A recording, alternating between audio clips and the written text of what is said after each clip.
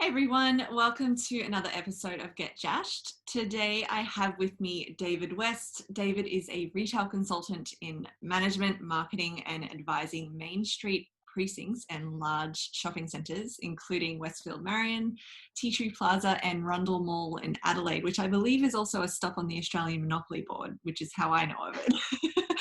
um, David has also consulted overseas in the US and the UK and has worked on the strategy for improving the performance of Adelaide City retail on an experience level. He's been running his business Premier Retail Marketing for over 17 years and has taken great strides in creating voice for the collective of businesses working together. So thank you so much for joining me here today, David. I really appreciate your time. You're welcome.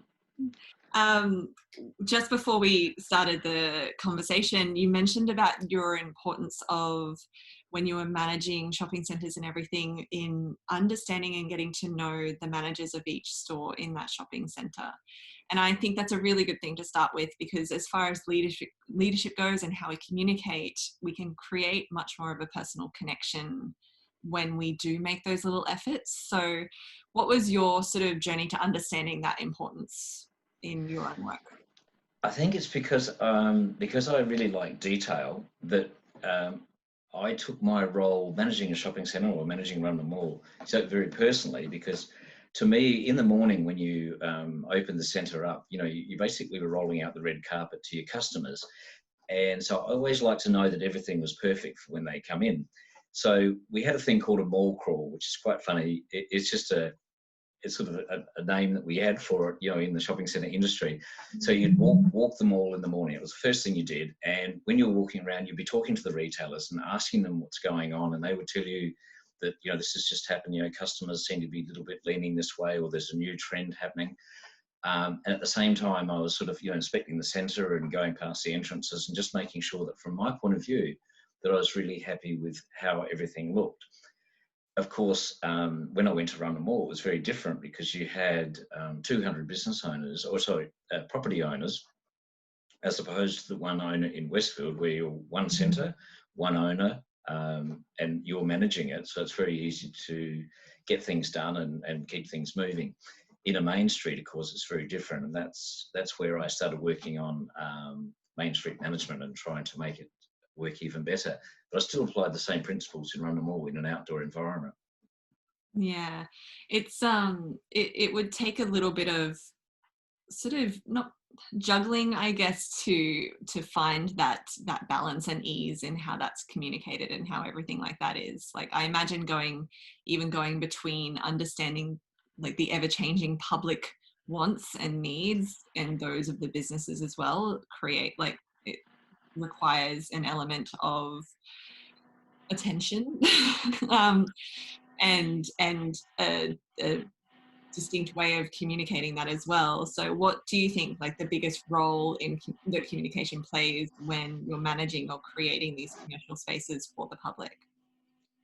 I think you've got to make sure you're listening, because the thing is that when I was in Rundle Mall particularly, there were 15 arcades, so that all had about 100 odd shops in, and those managers, so seeing things from their point of view was really important, because they had different customer bases, they had a different relationship to the main mall, and taking things from their point of view and actually listening to them was very, very important. And so I tried to break things down as often as possible, so that, say for example, if you look at the centre in Rundle Mall, there was about 30% of the shops were fashion orientated.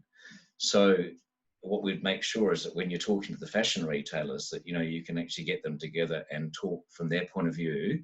And then when you're talking to jewellery retailers, or you're talking to general type retailers, that it's a little bit different conversation, because their customers might be slightly different and they have different needs.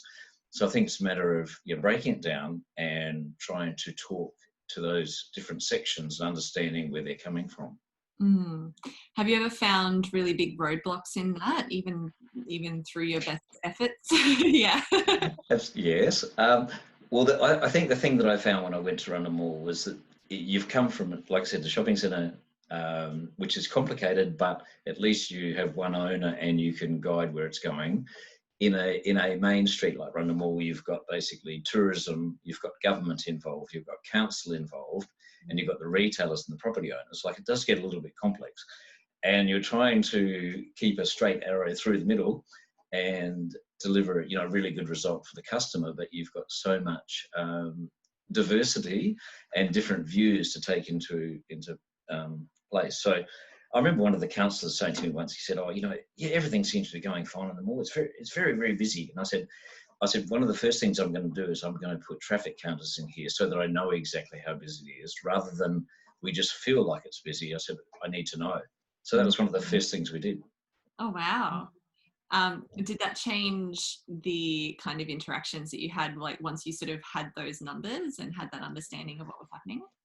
It helped a lot, because then when we put a promotion on, you could show exactly that there was an upside of 5% on that Saturday because we did a promotion. And that was really important to have measures, because that was sort of my background in the shopping centre. You had counters, but you also had the information. You could see how their sales were going, so you knew if more people came in and if they bought more. So that was really important. So measures, and you know, the detail. I also used to measure how clean the mall was, and I had people looking after that, because an outdoor environment is quite complicated, because you've got rain and you've got wind and you've got people, you know, drop things. And I remember somebody dropping paper, and I actually put this. I wrote a book a couple of years ago, and I put in there, you know, I pick up papers, because that's what we used to do in the shopping centre. I remember challenging somebody one day who threw some paper on the ground in front of me, and I said, "That you just littered in the mall. Like, does that worry you?" No, don't worry about it. The council will pick that up. And I said, "No." I said, this is your mall too. You're here." But really different mindset of somebody else would do it. Whereas they tended to, in a shopping centre, they knew they were inside a closed environment and someone would be maybe watching them, and I better be clean and tidy. It's really interesting.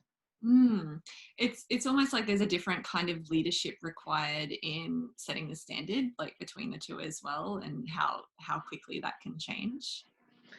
Yeah, the environment changed very, very quickly, and so you had to be on top of it all the time, and had to have people aware of what you were looking for. And sometimes with some of the leadership, I think with the cleaners was very interesting, because the council cleaning staff, they were cleaning sort of in a way that the council expected, and then I came along and had a bit different view. And I said, what I'm looking for is, I said, the customer view again. And so we would go around and I'd work with them, and they said, "You've just got a different way of thinking of this. You know, we hadn't thought that way." And I said, "I really appreciate you guys being here, because," I said, you do the most important job. I said, "If the mall doesn't look great when people come," I said, that's what people go home with. They say, "It's pretty messy today," or, you know, like, it's not as good as it used to be. I said, "Your job is really important." And so I used to appreciate them and talk to them about this, and like they came on board, and there's some really good loyalty there. Yeah, there is a huge difference when people feel appreciated and feel heard and seen and valued and everything, like, and when that is communicated in a really clear way. Is that the only way that you find that is needed to be communicated, or are there other ways that you can kind of express someone's value in their role and everything like that? I think being really clear of the expectations was important, you know, so that I think, you know, working with them and talking to them about including them also in the bigger picture, and saying, here's what we're trying to get done with them all. And I used to, you know, bring them up to the office and go through, here's some of the things that we're doing. And they'd never been included like that before. And I said, well, you know, this is where it's going. And then their understanding changed, because they put it in a bit different, they put it in a bit different frame, because they would say, that's why you're doing that, because it's so important that we're doing this for a reason. It's for the customer. And we can see your connection with the customer, because then the connection with the customer then flows onto the retailers. And I think that was really, really important part of it.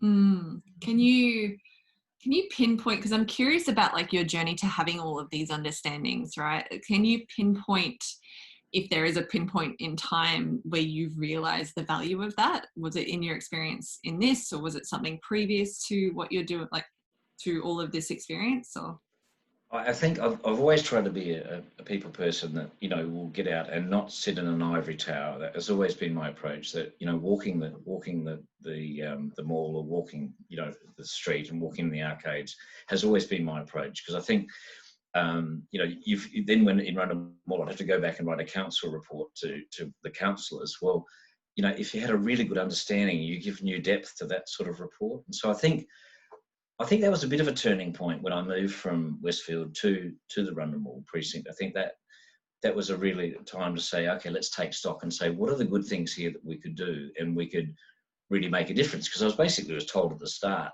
that, look, you know, you've got really great retail experience, but you know, some of the things like, you know, Westfield, this is not a Westfield. So, you know, you're not going to be able to do some of that stuff. And I said, okay, yeah, thanks. I'll take that on board. But what I found was that if I had expectations and we made it really clear what we were trying to get done, clear goals, and having the expectations of getting to those standards, that people would go along with it because they could see the background as to why and how it works. So yeah, I found that was a really an interesting period and great, and I really loved it.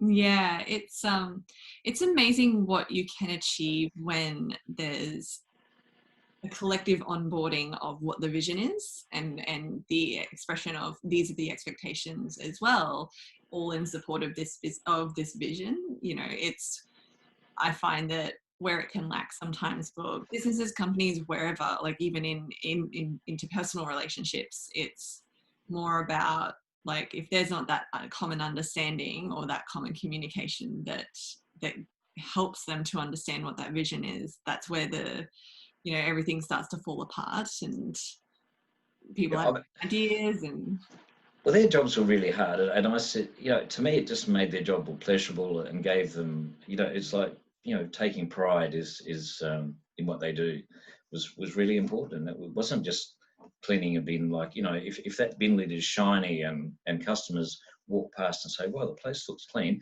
and then what we'd do, we'd do research each year and ask the customers to rate them all out of 10 about how clean it was. And I said, I can show you here. Look, here's what we've done in the last 12 months.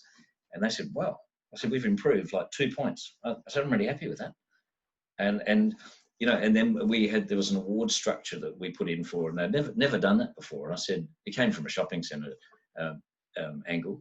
And I said, we can enter these awards and actually let's try and win one. And okay, I said, and here's how we'll do it. And I said, let's start going through the detail, how we can be better. And they loved it. that's really cool. It's getting people on board with that goal that garners enthusiasm as well. Do you find like there's a difference, because you've worked overseas as well, as I mentioned, do you find there's a difference between countries in how that level of leadership or communication between everyone shows up, or is it still fairly similar, or the expectations are different or same? I think the interesting thing is when I was overseas, or one of the angles that I was working towards back in about 2003 was that I knew that we could manage the mall better. And I said, you know, I don't think this is the way. We've got too much of a sort of a council, local government sort of thinking.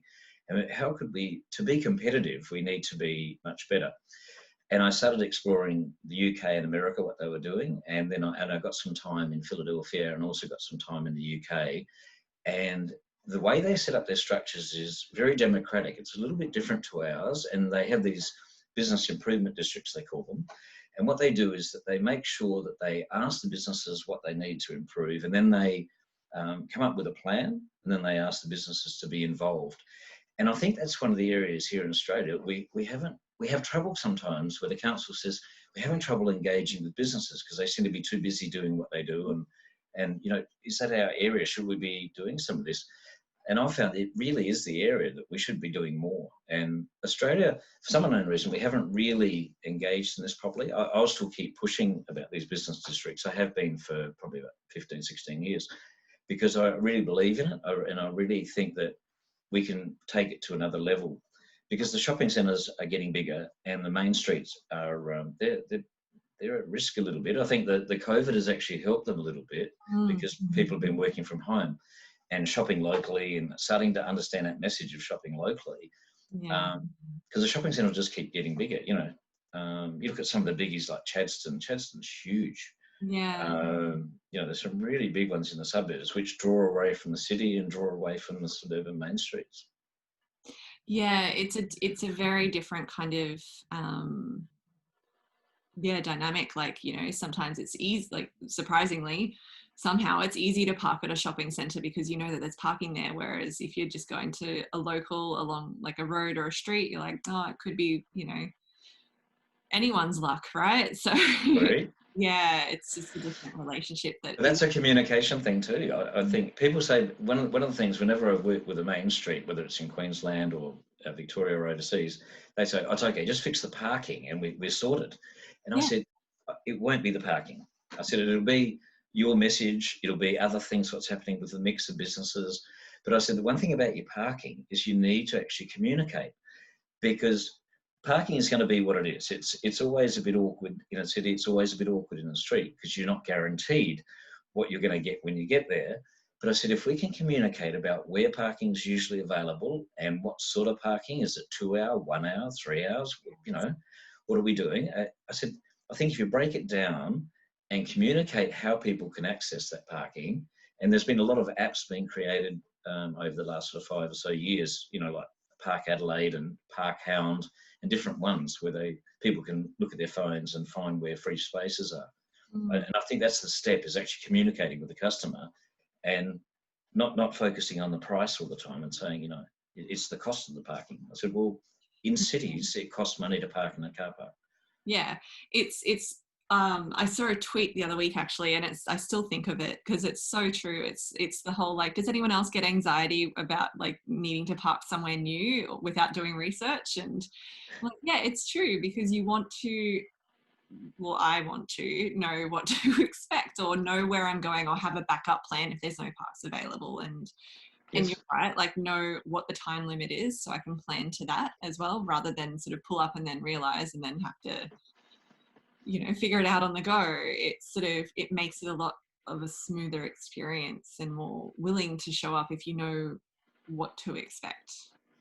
And I think 90% of the time people park in exactly the same car park. I remember when we did some work at Marion, there was some development being done, so we upgraded the centre, but the first thing to do was to take out a whole section of car park. And we had people coming up to the centre saying, but I can't park in my car park. Like, my normal car park is gone. And we said, yeah, there's a lot of, you know, changes. You have to park around the back at the moment. Yeah. It'll come back. Yeah, I know, but I don't know how to get in there. And it's really interesting. We do have real creatures of habit. Mm-hmm. We did some surveys in Adelaide City where there's different car parks, of course, you know, multi-level. And we surveyed people about, is this their usual car park? Where did they park last time? And like 90% of them parked in exactly the same car park. And it didn't matter whether the price was $1 different. There will be people who will move from one car park to another for $1, but generally people just know that car park because it's easy to get into. They know where their level 3 is. They know exactly where they're going to go. And they know the rules around it with like, you know, like this many hours is this much kind of thing. And they know they won't get Yes. caught out that way. Yeah. Yeah. And people do funny things in car parks. I mean, I usually try to keep away a little bit in shopping centre car parks from, I go a little bit in the open if I can, because I'm sort of a bit funny about my car. Like I don't like the old door thing and the shopping trolley thing. But it's funny how many times when you come back, people have parked next to you. And we do these things out of habit. You know, there's a lot of habits. Like where there's spaces around and everything. Yeah, we like to be next to somebody. You know, Yeah. it's really interesting. It's yeah, it's comfort in similarities there. There's a comfort there of like, oh, they're doing it, I'm going to do it, but I'm going to do it like right next to them. Yeah. Yeah. Okay, so taking it back to like say maybe 18-year-old David or whatever age you were when you entered the workforce, what would you say is the standout thing you've learnt about communication or leadership or dealing with people from then to now? Just when I was 18, I thought I was going to be an accountant. Oh, wow. That's really funny because I did okay at commerce at school, and in those days, like my dad just said to me, you know, what do you reckon, Dave? What are you going to do? And I said, you know, I think accountancy could be the thing. So he just took me into town into his accountant, and the accountant said, yeah, you know, can you start next week? And it's Wow. like, that doesn't happen anymore. And so I did. I worked in accounting. I went to the university and I did accountancy, but I sort of enjoyed it, but I found it a little bit, maybe it was a little bit boring. Maybe I was too chatty, and I like, having a good chat. And so I went along for a couple of years, and I said, I don't think this is for me. I think I need to get maybe into more of a sales role where I can talk. And so I made a bit of a definite decision to go away from that, and I went to an electrical company called Hitachi, which was a Japanese company. And it's really funny. I'd been there for a couple of years, and the boss came and saw me from Melbourne and said, "Dave," he said, "I'd like you to come to Melbourne, actually." He said, "and go into the accountancy section." I said, "Accountancy? Why?" And he said, "Well, we sort of need a bit more bubble in that section. Need a bit." Yeah. I'm thinking, I don't think this is good. So anyway, I didn't go to Melbourne, but it did make me think about that I should pursue what I'm good at doing, and talking, and trying to reach out to people was what I'm good at doing. And I said, I'm going to go into sales. And so that's when I moved to a company called Panasonic, which is National Panasonic, and sold electrical goods, and really loved doing it. That was sort of the start, I think, of me relating to businesses and starting to understand that they had a job to do. And I was trying to help them to get the right product so that they could get that through to the consumer. And that's when I sort of became involved in retail. And so I'm glad I didn't become an accountant. Goodness, I tried a couple of times, but it wasn't for me. It did help me with the maths, though. When I needed to do maths, I'm actually okay at that. Yeah, but it also, like, I feel like there's some things in life that serve as a catalyst, and it sounds like that was yours, like, because you got to see what you don't want or that you don't like, and then you got to more consciously choose, oh, I actually really enjoy connecting with people, not connecting with numbers, so, oh, okay.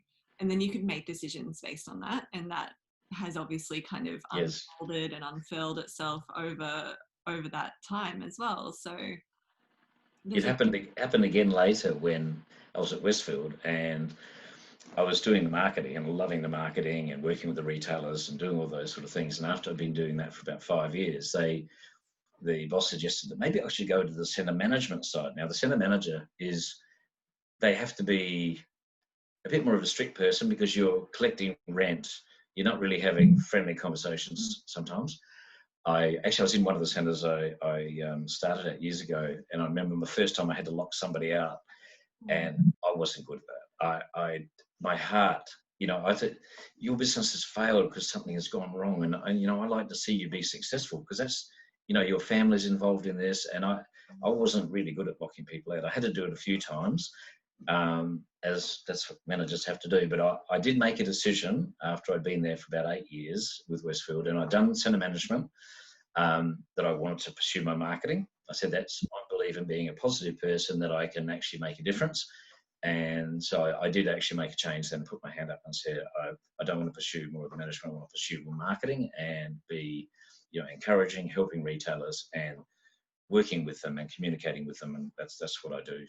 Yeah, that's really cool. I like hearing those stories where people are like, no, actually, I really want to do this, and then doing it. There's a real power, like, in the purest way, there's a real power in that I feel like contributes more to the world than not.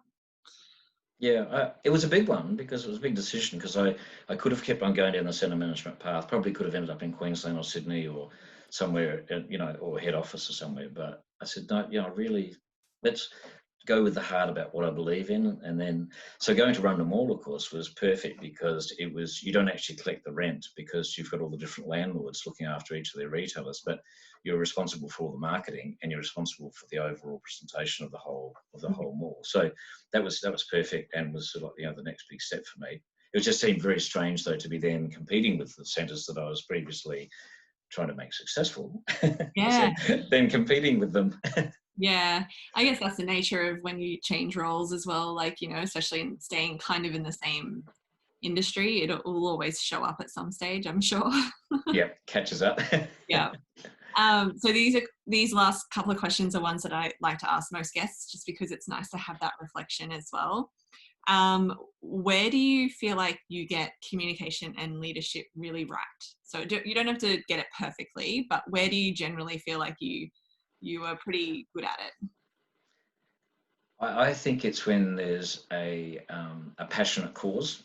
So, currently I started a group a couple of years ago called the Adelaide Business Collective, which is a group that we're trying to make Adelaide City better as a whole. And so Rundle Mall is part of that, but then there's the whole city, which includes sort of like, you know, East Terrace, West Terrace, all the street precincts like Rundle Street, Fashion Precinct. And so it's taking that bigger area. And when I was working with council going back about 3 or 4 years ago, I was very passionate about this, about that the city is not using its collaborative effort. We're not getting everybody to work together so that we've got such strength, rather than just individuals trying to communicate with customers individually and saying, please come to my bakery or please come to my fashion shop. We say, if you come to Rundle Street, we've got, you know, 25 fashion shops, and we've got 15 restaurants, and so we've got a package for you. And if you put the whole city together, imagine how strong we could be. So that message, I started working with retailers there. The group started off with we only had about 20 people, 15 people. We've now got just over 200. And it's just grown because of the passion, and I've got them on board, and that they really believe in this effort as well. They can see the benefits that can come from working together.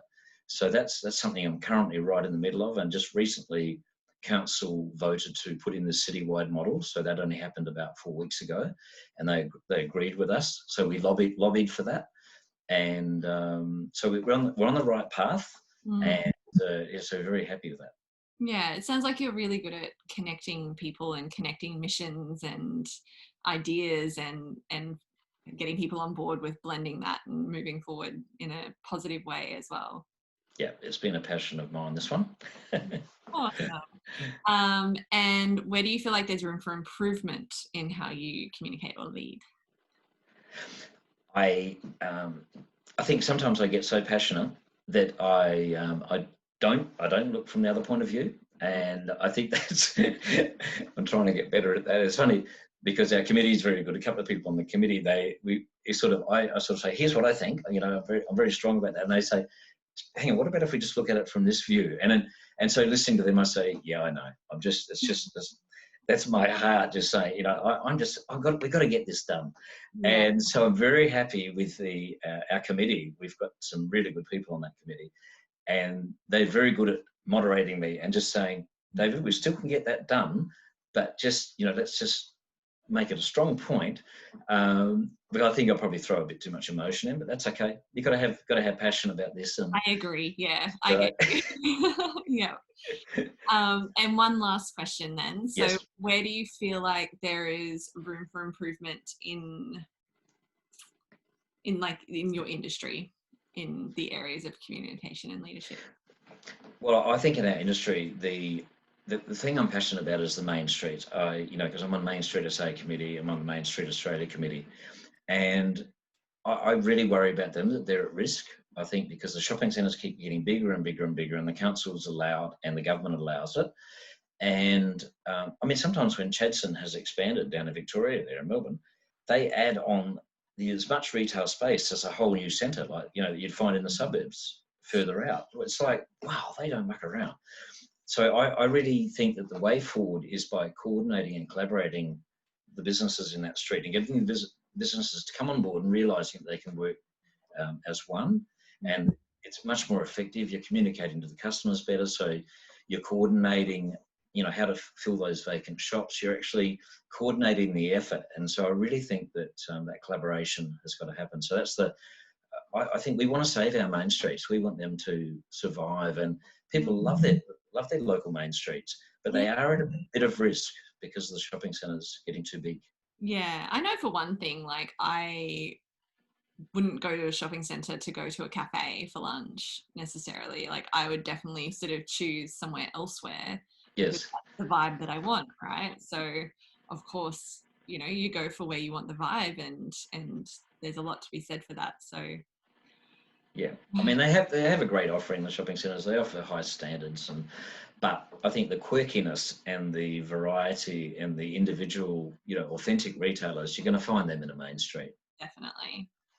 I love your passion for it all and for what you do. It's really refreshing to hear and to witness and experience as well. So thank you so much for joining me here today, David. I appreciate it all, and I feel like there's a lot that people can get out of this conversation, even if it's simply about following what lights them up, and clearly, you know, connecting and working on these things is something that lights you up. So it's really great to see. No worries. Thank you for having me, Jess. My pleasure.